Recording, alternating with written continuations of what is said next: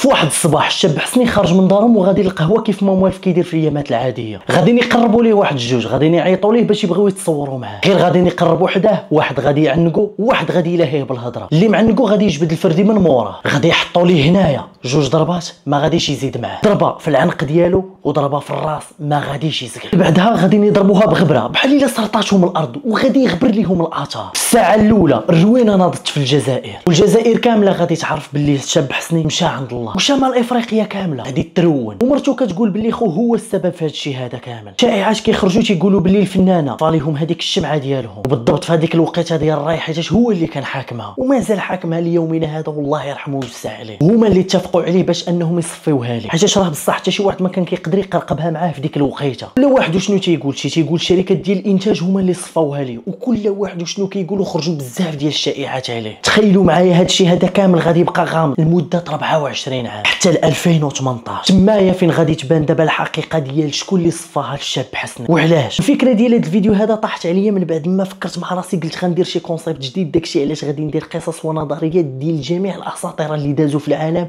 وكيفاش تصفاو وزيد. دونك الحلقه ديال اليوم هي ديال الشاب حسني الله يرحمه ويوسع عليه، وغادي نعرفوا بزاف ديال الخبايا. نبداو الفيديو ديالنا كيف العاده، ما تنساش الجدور ديالك، شي لايك بغيتي دير زرقاء بغيتي دير قليب، شي كومونتير خفيف ظريف الا كنتي اول مره غتسمع هذه القصه هذه. نبداو على بركه الله باش بلا ما نطول عليكم، فرجه ممتعه. الشاب حسني كيفاش غادي يوصل لان جوج ما كيعرفوه ما تيعرفوه ويجيو يصفيوها ليه، واخا هذوك الجوج راهم تيعرفوه يعني وتيتمزكوا ليه ولكن ما تيعرفوش مزيان. وهذا الشيء هذا كامل غادي يتنفذ بالقرطاس وبالضبط في الجزائر. خاصنا دابا نعرفوا القصه كامله، الشاب حسني منين داز وكيفاش تا ولا مغني وكيفاش حتى حكمها في الجزائر. داكشي علاش غادي نمشيو ل 1968 في الحي ديال كومبيطا. تحيه الناس ديال الجزائر وتحيه لخوتنا الجزائر، وحنا خاوه بلا اي حاجه. الشاب حسني فاش غادي يتزاد غادي يلقى عنده 7 ديال الخوت، غادي يتزاد وغادي يلقى راسو في وسط واحد الاسره اللي ما عندهمش وما خصهمش، يعني غادي يلقى هاد الاسره هادي ما عندهمش وما خصهمش ومحافظين. اش كنقول لكم اسره محافظه يعني راك صعيب باش دير فيها الفن، وبالخصوص الا كان هذا الفن هذا فيه شي غنى ولا شي شطيح بحال هكا. ملي غادي يتزاد الشاب حسني في وسط هذوك 7 ديال خوتو، كان الاخ اللي قريب ليه بزاف هو الاخ ديالو اللي سميتو الهواري. هنايا الشاب حسني كان عنده حلم نهار تزاد، غير هو هذا الحلم هذا اللي كان عنده يا اما غيخرج مهندس ويا اما غيخرج طبيب. الشاب حسني ملي غادي يوصل للسن ديال 9 سنين، هنايا الشاب حسني غادي يكون كيلعب كره، كانت عنده الموهبه ديال الكره وكان كوايري نيت، وكان في واحد الفرقه في الجزائر اللي كانت في ديك الوقيته في الدوزيام سيري، وكان كيموت على واحد اللعاب. المهم الدراري ديال الكره اللي مبليين بيا الكره غادي يعرفوا هذا اللعاب هذا، واحد اللعاب جزائري اللي كان معروف في هذيك الوقيته وكان كيلعب النيت كره، كانت السميه ديالو الخضر بلومي. قليل دابا اللي غادي يعرفوا، هذا الجيل هذا ما غاديش يعرفوا بزاف. الشاب حسني بقى كيلعب كره حتى ولات عنده 15 عام، وكان ديما مطايف مع المدرب ديالو، عنده صراعات معاه. علاش؟ ماشي حيتاش الكاركتير ديالو كان قاصح ولا خايب، ولكن كان ديما كيجي معطل في الصباح، حيتاش ديما الليله اللي كتكون قبل باش انه يصبح في لونطريمون ديما يا اما تيكون في شي عرس او لا تيكون في شي حفل بحال هكا، ولا تيكون قصار مع الدراري صحابو باش كيكون كيغني معاهم وتيغني ليهم. المهم كان باغي غير يغني. هنايا فين غادي يكتشف دابا الموهبه ديال الغنى ديالو. المهم كان هو والمدرب ديالو ديما في صداع فوقت ما تيكون عنده التدريب ديالو او حتى مع اللعيبيه اللي كانوا تيلعبوا معاه، كان معاهم نقاشات. داكشي علاش كانوا ديما تيتناقشوا مع المدرب ومع اللعيبيه. هنايا دابا في هذا السن هذا ديال 15 عام، هنايا دابا الشاب حسني غادي تجي ديك النقطه اللي غادي تبدل له كلشي وغادي تبدل له الحياه ديالو. واحد لعاب ديال الكره كان كيلعب، واحد غادي يشهدوا ليه بزاف ديال الملايين ديال العرب ديال العالم بانه افضل مغني في العالم. حاجه في هذاك السن ديال 15 عام غادي يتبليسا وغادي يتضرب واحد الضربه اللي خايبه، غادي تخليه يمشي للسبيطار وغادي يجلس ماشي سيمانه ولا شهر ولا شهرين ولا 3 شهور، غادي يبقى واحد الوقت اللي طويل في هذاك السبيطار. في هذاك الوقت غادي يراجع براسو مزيان وغادي يقول باللي راه واخا غادي يعاود يرجع يلعب راه ما غاديش يرجع كيف كان، باش الامكانيات ديال شحال هذه ماشي هي الامكانيات ديال دابا واخا اللعيب يتعطب يدوز شهر ولا عام ولا عامين غادي تلقاه رجع للميادين، لان دابا الوقت تطورات ماشي بحال ديك الوقيته. وخصوصا ديك الدقه اللي خدا كانت قاصحه ديالها بصح. تخيلوا معايا في ديك الوقيته اللي كان كيدوزها هو في السبيطار باش انه كيتعالج، كان غير كيدندن، كان غير كما تيقولوا غير جالس مع راسو كيدندن، كما مثلا نتوما كتكونوا جالسين ولا خارجين كتبقاو غير كتدندنوا. هنايا الاطباء وهذوك الناس اللي كانوا ناعسين تما حدا كانوا كيسمعوه تيدندن. وفي هذيك الوقيته بالضبط ما فين غادي ياخذ القرار وغادي يقول بما انني ما غاديش نقدر نولي لاعب كبير ولا ما غاديش نقدر نرجع للميادين، فهنا تيقول كاين واحد الاحتمال باش انني نقدر نولي مغني، بالخصوص بانه الناس في الدرب ديالو ولاو عارفينه كيدندن وعنده داك الصويت وبداو تيكتشفوا ديك الموهبه ديال الغنى. يعني دابا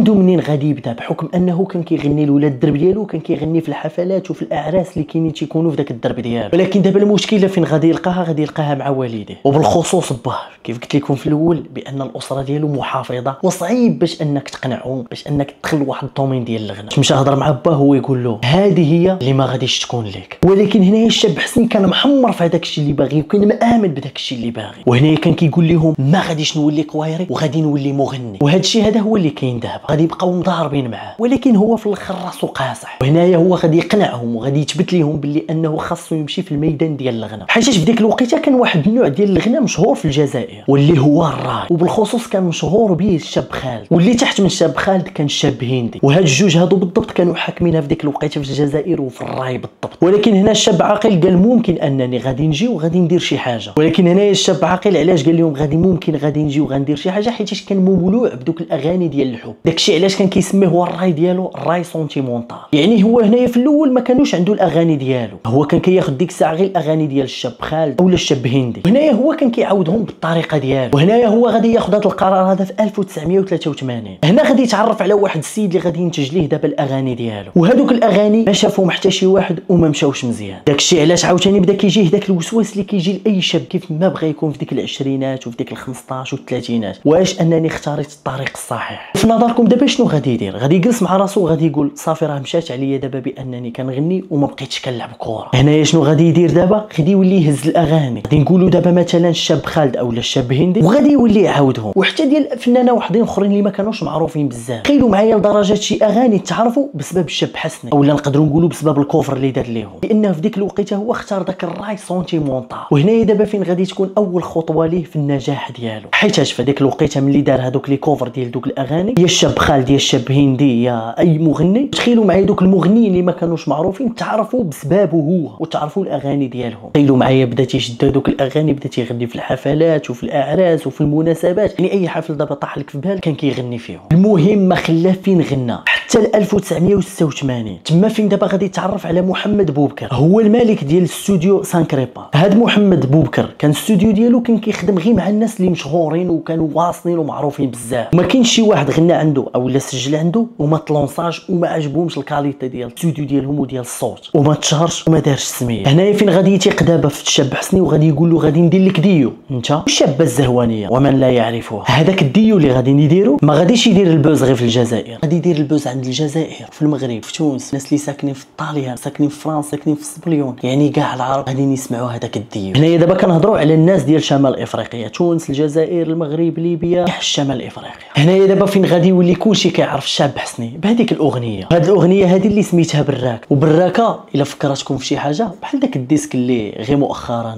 ديال البرتوش اللي تقريبا كلشي يسمع له اولا نقدروا نقولوا الاغلبيه يسمعوه، غير هو هذا الديسك هذا قصح منه كاع، قالوا شي كلام اللي ممكن ما كانش خاصو يدار. وحتى الشابه الزهوانيه خرجت في واحد ليميسيون في المغرب وقالت باللي ندمات على هذيك الاغنيه علاش خرجتها، واخا هي هذيك الاغنيه راها نجحات وباقا ليومنا هذا كيتصنتوا ليها، ولكن نادم عليها بزاف حيتاش قالوا شي كلمات. المهم راكم عارفين من السميه راها باينه براكه. شنو غادي يكون في نظركم وسط البراكه؟ راكم فهمتوني دابا. المهم كانوا تيقولوا باللي درنا شي حوايج في البراكه وكذا وكذا، دابا انا بينت لكم ولخصت لكم، وبالخصوص ان في ديك الوقيته الاغنيه مشات بزاف ماشي بحال دابا. دابا تخيلوا معايا هادشي هذا دار كامل 1986، يعني دابا هنا القضيه كانت حامضه. تخيلوا معايا على تنقيزه دابا دار تنقيزه، فاش نقول لك تنقيزه ديال بصح في العالم ديال الراي. وبلا ما نقول لكم هذوك الجماعات اللي كانوا في ديك الوقيته شنو كانوا تيقولوا باللي هاد الجوج هادو خاصها تصفى ليهم. ودابا هنا غادي يبدا كلشي، غادي يمشيو دابا من 1987 حتى ل 1888 في هذا العام هذا بالضبط. هنا فين دابا غادي يكون هذاك البيك من الشاب حسني ما غادي يقدر يقرقبها مع حتى شي واحد. علاش؟ المهم في 87 غادي يتزوج ملكه زحزوح، وبسبب مرته غادي يخرج بزاف ديال الدياسك، ومنهم الديسك اللي طلونسا بزاف اللي هو البيضه مون امور. في 88 ملي غادي يطلع لاسين وقدام اكبر جمهور، هنايا فين غادي تكون عنده اول طلعه، اول فرصه ليه فين غادي يطلع وغادي يغني قدام اكبر بيبليك، وتمايا فين غادي يولي يعرفه حتى اللي ما كانش عارفه، حيت هو اصلا كان ملونسي. ولكن في هذيك الطلعه اللي طلع قدام اكبر بيبليك كان واحد المهرجان وقيله، تمايا فين غادي يدير اكبر بوز دابا في شمال افريقيا اولا في العالم كامل. وتمايا فين غادي تكون هذيك النقطه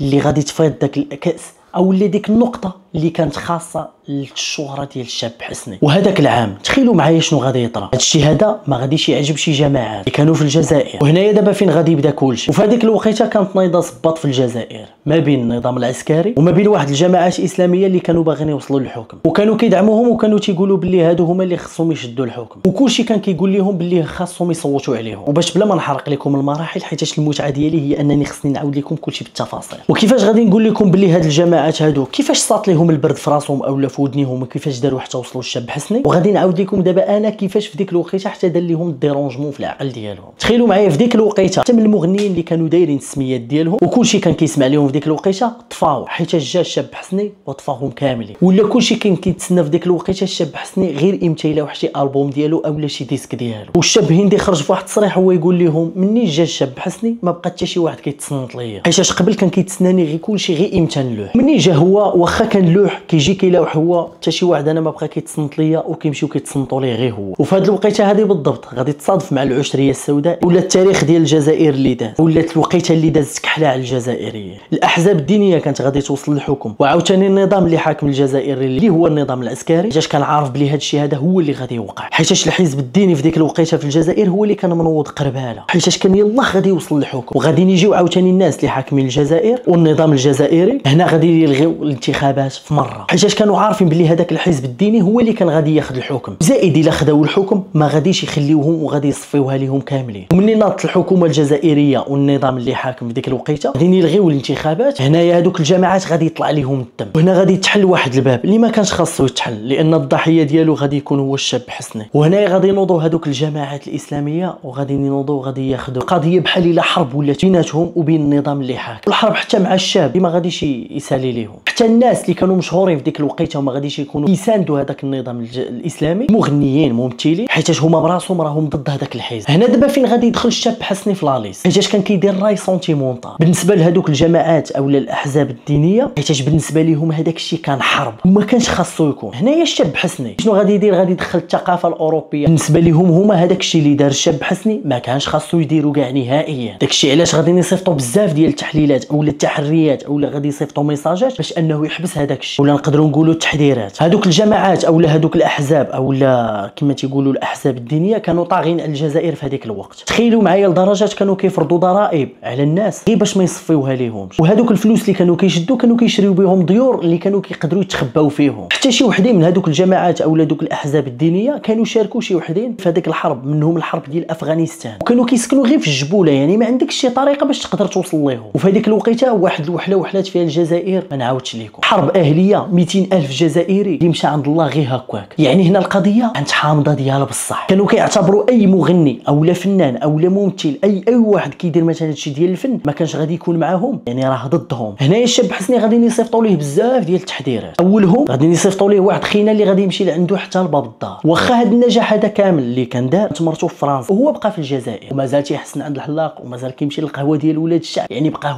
هو كيف ما هو ما تبدلش، وعايش واحد الحياه بحال الا ما مشهور ما حتى شي حاجه، مازال عايش مع والديه، ساكن مع والديه، كيخرج مع امه، كيمشي يتقطع، كيمشي هادي. ماشي بحال دابا، راكم عارفين شنو كنقصد، ماشي بحال دابا بدا تيضرب له واحد الديسك مليون تيتصاحب له راه وصل. داكشي علاش هو كان ساهل باش يعرفوا فين كاين وفين كيعيش وفين كيعمر. غادي يصيفطوا ليه واحد من هذوك الاحزاب، غادي يسميو بعضياتهم بحال دابا مثلا واحد غادي يكون مترأس مع ديك الجماعه غادي يسميوني مثلا الامير، غادي يصيفطوا ليه واحد وغادي يهز عليه فردي قدام باب دارو. هنايا الشاب حسني غادي يكون جالس غادي يلقى الفردي فوق راسو، غادي يقولوا ليه الا ما حبستيش المره الجايه غادي يكون القرطاس في راسك، هذا غير تحذير منا. هنايا الشاب حسني غادي يتخلع وغادي يمشي كيجري للكوميساريه وغادي يعلمهم وغادي يقول لهم ها شنو واقع وها شنو طرا وها شنو طرا، راه الحزب الفلان فلاني صيفطوا ليا واحد للدار وجا لعندي وحط ليا فردي فوق راسي وقال لي الا ما حبستيش هذا الشيء هذا اللي كدير فيه المره الجايه غادي نصفيوها لك. هنا الكوميساريه والبوليس غادي يجيو هنيشان وغادي يقولوا ليه حنا راه ما عندنا ما نديروا لك، الحل الوحيد اللي عندك هو انك تحبس وحنا راه ما كنضمنونيكش الحمايه ديالك، وان عندك حل واحد هو انك تمشي لفرنسا ودير داكشي اللي كدير وكمل في داكشي اللي بديتي. وراه في الجزائر راه الناس راه كيتصنتوا لك وكيتصنتوا لك في المغرب وفي العالم العربي كامل، يعني ماشي بالضروره تبقى هنا في الجزائر باش انك تخرج واحد ديسك، دير عيش في فرنسا وخرج داكشي وحطو، راه الناس راه كيتصنتوا لان في هذيك الوقيته بالضبط كاع المغنيين اللي كانوا في الجزائر اولا الممثلين كلهم هربوا لفرنسا. تخيلوا معايا هنا الشاب حسني اعتبرها ملي غادي يمشي في حالاته غادي يهرب وغادي يخلي الجمهور ديالو. دابا هكا هو فكر في المنظور ديالو، قال الا خويت الجزائر غادي نمشي وغادي نخلي الجمهور ديالي، حتى الا حطيت شي ديسك مثلا من فرنسا ولا شي حاجه بحال هكا ما غادي تصنت ليا حتى شي واحد. وهنايا هو فكر في الجمهور ديالو اكثر ما فكر في راسو، ما قدرش انه يخوي بهم. شنو قال؟ غادي نبقى هنا. وهنايا الشاب حسني ملي ما هربش وما حبسش الغنى، وحيتاش غبر غير واحد الشهير وعاود رجع حيتاش كانوا كيهددوه. هنايا دابا شنو غادي يديروا؟ غادي يصيفطوا ليه التحذير رقم 2، واللي هو دابا في نظركم شنو غادي يصيفطوا ليه هنايا؟ غادي يعاودوا يصيفطوا له واحد وغادي يحط له فردي فوق راسو؟ لا، شوفوا معايا التحذير دابا اللي غادي يصيفطوا له كي داير. غادي يصيفطوا ليه كفن، غادي يصيفطوا ليه معاه صابونه كيغسلوا بها الميت، المهم الامور ديال الكنازه، وهذا الشيء هذا كامل غادي يصيفطوه ليه حتى للدار. وهنايا والديه ان فوا غادي يشوفوا داك الشيء غادي يتخلعوا، غادي يقولوا له اولدي الله يرضي عليك لا ما حبس هذا الشيء هذا، يا اما حبس هذا الشيء هذا اولا سير هرب لفرنسا وكمل هذا الشيء هذا ديالك. هنايا هو ما غاديش يحبس وغادي يديرها تحدي. شنو غادي يدير؟ غادي يخرج واحد الديسك واحد اخر، غادي يبقى مكمل حتى ل 1993، وكانت عنده واحد الطلعه في هذاك العام في واحد الفيستيفال، وتمايا دابا فين غادي يبلبلها ديال بصح وغادي يرونها. علاش دابا غادي يرونها؟ حيت هو في الاصل راه مشهور وكلشي ولا كيعرفو، يعني من بعد هذوك العشريات اللي كانوا دازوا في التاريخ ديال الجزائر، يعني واحد تاريخ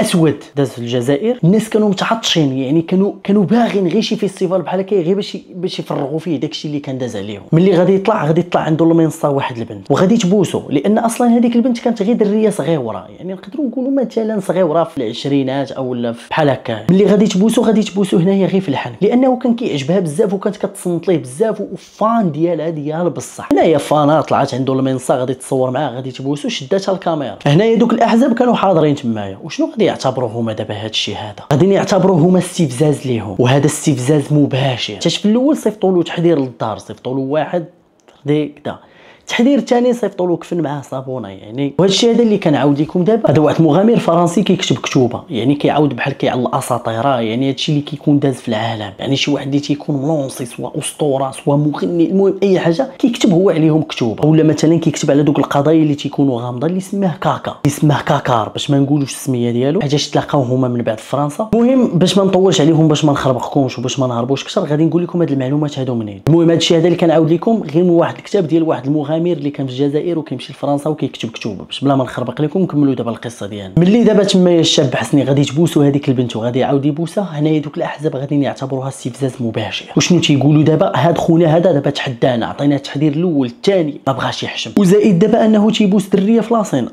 دونك هاد خونا هذا كيدخل لنا دابا الثقافه الاوروبيه هنا في الجزائر، يعني الثقافه اللي مسخه كيدخلها لينا لبلادنا. شنو غادي نديروا دابا؟ غادي نصفيوها ليه. هاد كاكا هذا واحد من هذوك الناس اللي كانوا في ذاك النظام، شنو تيقول؟ باللي هذيك البوسه ماشي تعنيقه اولا ماشي تصويره اولا ماشي، دونك ماشي غير غنى الراي اولا ماشي غير تحدانا. دابا بحال هكا كيقول لنا يا انا يا نتوما. اذا دابا هما شنو غادي يديروا؟ غادي يصيفطوا ليه جوج. هذوك الجوج شكون غادي يصيفطوهم؟ غادي يصيفطوهم واحد الامير، وهذاك الامير هو كاكا، وهو ما سميتوش كاكار لان غير هذاك الكاتب سماه كاكار، ما بغاش يعطي السميه ديالو لانه من بعد راه تلاقى معاه، هو اللي دار معاه هذا اللقاء هذا، هو اللي عاود له هذا الشيء هذا كامل. قال له بلا ما تسمي السميه ديالي، سمي اي سميه كيف ما بغات طيح لك في بالك، لانه هو في ديك الوقيته تاق فيه وبدا تيعاود ليه، تلاقى معاه في فرنسا وبدا تيعاود ليه كلشي. هذوك خوتنا كانوا كيسكنوا غير في الجبوله، وما كانوش ناس ديال الجزائر كيعرفوهم او اللي يقدروا يوصلوا ليهم. حتى البوليس او التدخل اللي كاين في الجزائر الا بغاو يقدروا يوصلوا ليهم غادي تنوض حرب في الجبوله. وشكون في نظركم غادي يربح؟ بطبيعه الحال هذوك الاحزاب. كانوا راكم عارفين افغانستان يعني الجبوله راه هي الخدمه ديالهم، راه كتلقى بنادم تيجري في داك الجبل ما تيعياش كاع، راه كيف ما كيهبط كيف ما كيطلع. وحتى الدوله ديال الجزائر ما كانش في الصالح ديالها هذا الشيء هذا في ديك الوقيته. هنايا غادي يصيفطوا ليه هذوك الجوج، شنو غادي يديروا؟ غادي يتقمصوا داك الدور بانهم فان ديالو، غادي يدوز مول الطوموبيل كي داير اهلا بخير صحيحه كلشي بخير داكشي زويون عندك تبارك الله عليك كمل. وهنايا هو شنو غادي يدير في داك الصباح؟ خارج غادي يمشي للقهوه ديالو كيف ما كيدير في الايامات العاديه، يمشي للقهوه خارج من الدار ديالو في الصباح. وهنايا هما ملي غادي يشوفوهم جايين باغيين يتصوروا معاه بطبيعه الحال غادي يعطيهم وقت وغادي يبغي يتجمع معاهم وغادي يهضروا معاه. كيف قلت لكم في الاول، واحد غادي يلاهي بالهضره، واحد غادي يعنقوا. هذاك اللي معنقوا غادي يجبد الفردي دابا من اللون، وهذا الشيء راه معنقوا. تخيلوا معايا هكا معنقوا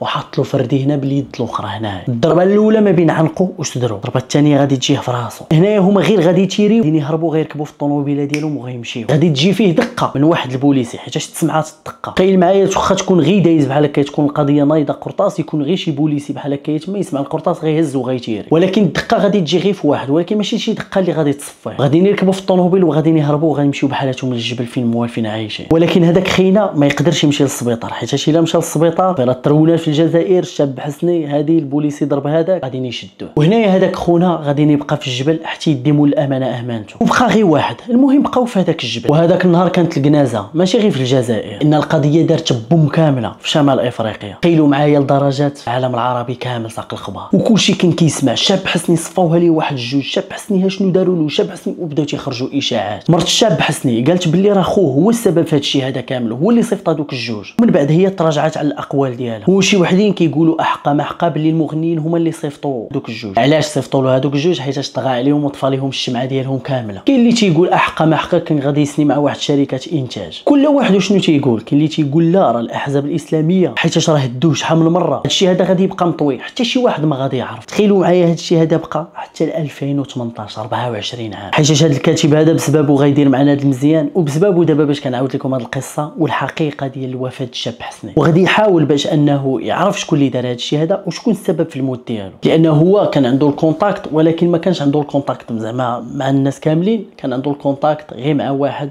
وهذاك الواحد قدر يجيب له واحد من هذوك الاحزاب باش انه يعاود له هذا الشيء هذا كامل. قال له شوف غادي نعاود لك كل شيء، وغادي نعاود لك كل شيء بالتفاصيل، وما غنكذب عليك في حتى شي حاجه، ولكن عافاك بغيت السميه ديالي ولا الهويه ديالي اولا فين كنكون اولا فين تنعمر ما بغيتكش تقولها. وداك الشيء علاش غادي يسميه كاكار، وغادي يعاود له كاع هذا الشيء هذا دابا اللي عاودت لكم. لدرجه عاود له واحد المره بانه كانوا غادي يتشدوا في الجزائر وبالضبط في هذاك الجبل، لان كانت جاتهم ابيل وما كانوش هما كيقولوا الو على ديك الابيل، كيتسناو هذاك اللي عيط هو اللي يقول ابيل. يعني كون قالوا مثلا غير الو ولا شي حاجه بحال هكايا كنت شدوا، حيت هما في ديك اللحظه شكوا باللي هادوك خوتنا بانهم راهم بوليس، لان في ديك لابيل سمعوا شي حاجه ماشي هي هذيك. غير غادي يقطعوا هذيك لابيل وغادي ينزلوا في الدروج كيف ما كيعاود هذاك خينا. يعني كيديروا هما 4 ديال الدرجات في درجه، وغادي يخليو الفلوس ويخليو السلاحات وغيخليو كلشي في هذيك الدار اللي في ديك الجبل، وغادي يمشيو يتخباو. وبقاو كيدوروا ما بين الجبول، راه مخبين في هذا الكهف، راه مخبين هنايا كهف اللي هو الغار. يعني كل مره كانوا كيباتوا في شي بلاصه. علاش؟ باش انهم ما يتعرفوش فين كاينين اولا فين جالسين اولا فين كينعسوا اولا فين كيتخباو كل مره وفين كيجلسوا.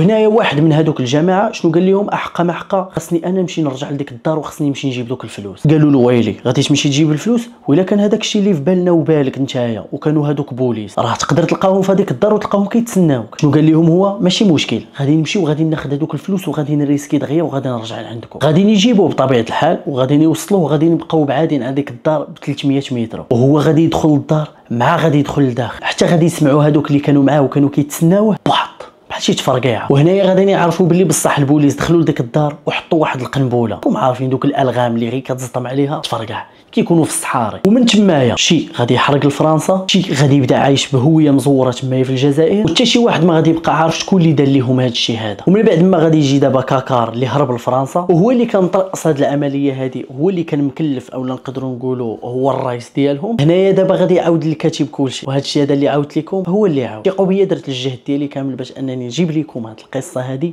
اللي واعره ديال بصح. ومرحبا بكم في قصص ونظريات اللي غادي نبدا نعاود لكم دابا على اي اسطوره كيف ما بغى يكون. كتبوا لي في لي كومونتير، انا غنمشي نقلب عليه وغادي نمشي نقلب على داك الاسطوره. نتمنى والله تكون عجبتكم هذه الحلقه هذه. ما تنساش لايك ديالك. السلام عليكم، تابونا في القناه، تهلاو في راسكم.